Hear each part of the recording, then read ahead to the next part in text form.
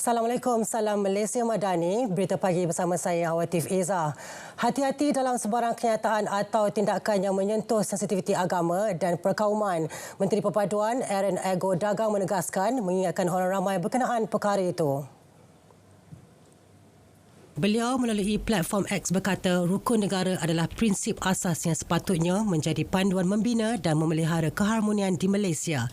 Cita-cita dan prinsip-prinsip tersebut perlu dihayati dan dipatuhi setiap lapisan masyarakat bagi mencapai kesejahteraan bersama dan membangunkan negara yang harmoni. Beliau turut berharap agar semua pihak dapat menyebar luas prinsip asas integrasi nasional iaitu faham, hormat dan terima yang merupakan prinsip asas dalam memupuk keharmonian dan kepelbagaian dalam masyarakat Malaysia.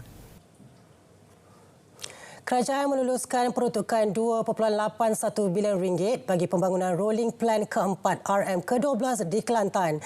Ia bagi melaksanakan 432 projek pembangunan di negeri itu sepanjang tahun ini.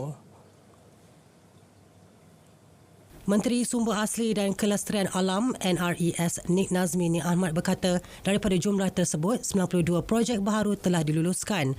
Antaranya projek lembangan sungai bersepadu Sungai Kelantan Fasa 2, projek lembangan sungai bersepadu Sungai Golok Fasa 3 dan pembinaan sistem bekalan air luar bandar Mani Urai dan laluh dengan kos RM70 juta.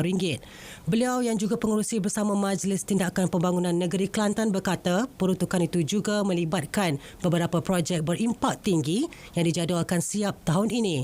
Antaranya lapangan terbang Sultan Ismail Petra Fasa 1 yang dijangka siap April ini.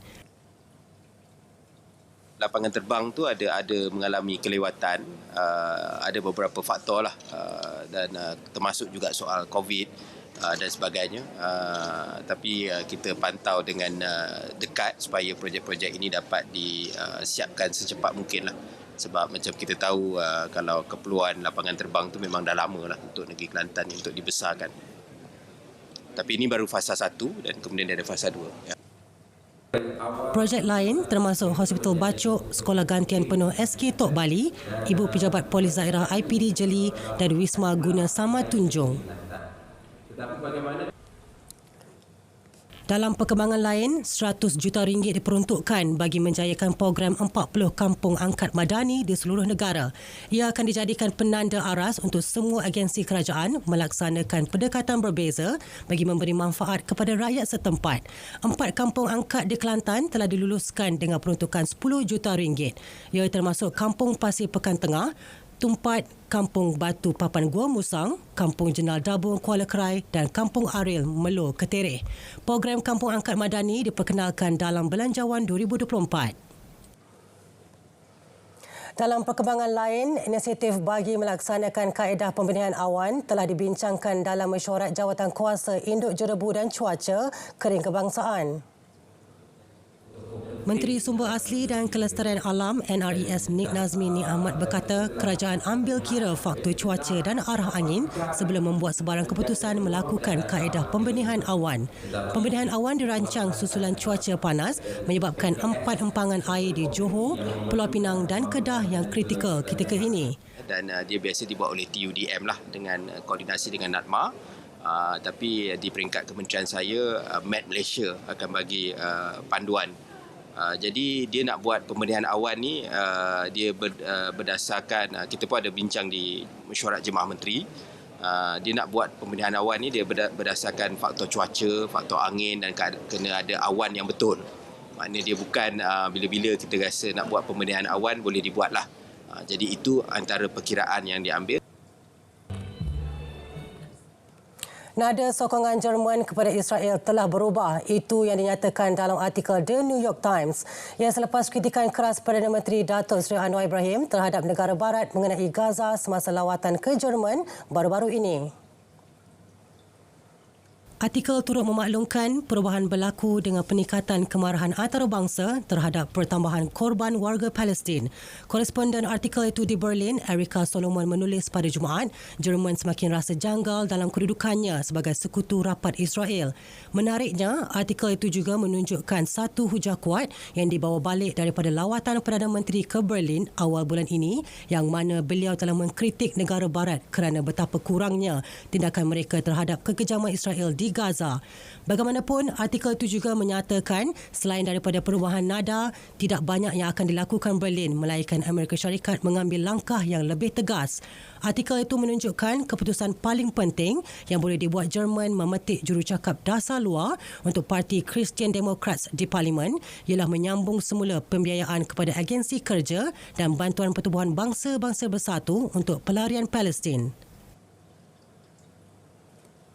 Jangan naik harga sesuka hati.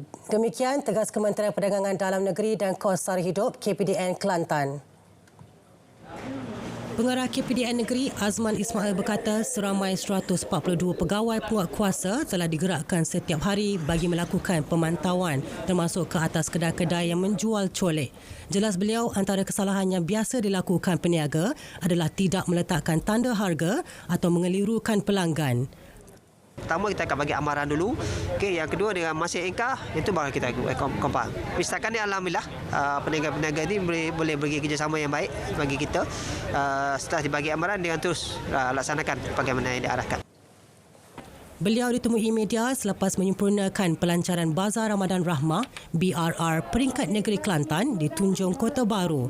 Dalam perkembangan berasingan, Azman berkata sebanyak 8,000 voucher e-wallet bernilai RM20 setiap satu akan diagihkan untuk berbelanja di Bazar Ramadan Rahmah BRR sepanjang bulan Ramadan ini. Majlis Getah Malaysia MRC menyumbang RM20,000 bagi membantu anak-anak yatim di sekitar Masjid Al-Iman Al-Syafi Taman Maluri melalui Majlis Tawatan Kasih Ramadan. Program itu bagi membantu anak-anak yatim menjalani ibadah puasa dan membuat persiapan Hari Raya. Menteri Peladangan dan Komuniti Datuk Seri Johari Abdul Ghani berkata usaha ini pastinya membawa keceriaan dan memberi manfaat kepada anak-anak tersebut. Sama-sama berbuka puasa dengan anak yatim yang dianjurkan oleh Malaysian Rubber Council dan juga pengurusi dengan Jawatankuasa Masjid Al-Syafi'i. Jadi saya ucapkan terima kasihlah kepada MRC yang telah mengambil inisiatif ini dan datang ke Taman Maluri ini. MPC adalah sebuah syarikat yang diberi jaminan di bawah Kementerian Perusahaan Perdagangan dan Komoditi. Majlis Agama Islam Negeri Pulau Pinang sedia pelbagai insentif khusus meringankan beban golongan mualaf di negeri tersebut yang melibatkan peruntukan hampir RM5 juta. Timbalan Ketua Menteri 1 Pulau Pinang, Datuk Dr. Muhammad Abdul Hamid berkata ia termasuk sagu hati berkatan, perkahwinan, sagu hati memeluk agama Islam, bantuan kebajikan dan peribadi. Golongan berkenaan turut dibimbing dan disantuni terutama dalam tempoh 5 tahun bergelar mualaf. Mereka juga sentiasa dialu-alukan hadir ke Kompleks Darul Hidayah, Jabatan Hal Ehwal Agama Islam JAKIM sekiranya terdapat sebarang permasalahan atau kekeliruan. Beliau ditemui media semasa majlis iftar perdana dan penyampaian sagu hati Hari Raya di Kompleks Darul Hidayah Permatang Tok Gelam. Seramai 200 mualaf diraih dan menerima sumbangan RM500 setiap seorang sempena sambutan Hari Raya Aidilfitri. Meskipun tidak berkelapangan untuk turun padang, Perdana Menteri Datuk Seri Anwar Ibrahim tetap prihatin terhadap kebajikan golongan kurang berkemampuan dan asnaf di seluruh negara.